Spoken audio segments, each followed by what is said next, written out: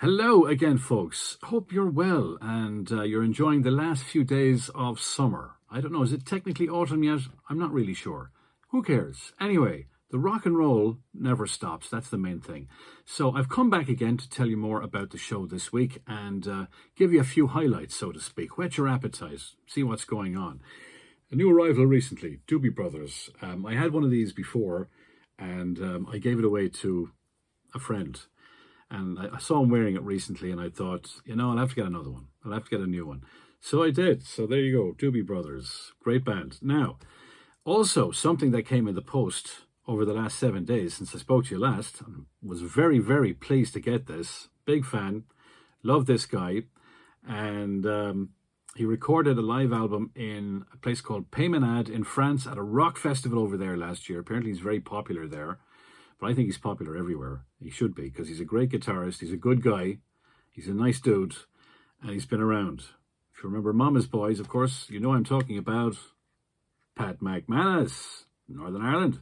The Pat McManus Band, live in France. Going to play something from it on the show this week. It's a humdinger. Thank you, Pat. Thank you. If any of you fans are out there, please go on Pat's Facebook page and tell him I got this. I'm very happy to get it. And I got the t-shirt a while back as well. So there, don't say I'm not supporting you, Pat. Also this week, I've got new stuff from Vola. They're Swedish and Danish.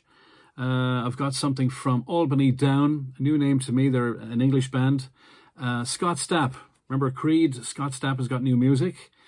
There's She Burns Cold. I hadn't heard of them until this week, but they're out.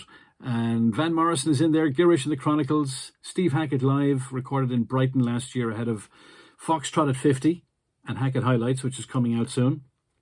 Survivor, Alice Cooper, brand new album just out, something from that. There's Advent Horizon, new band, and in there as well, there's Judas Priest, Foreigner, Asia.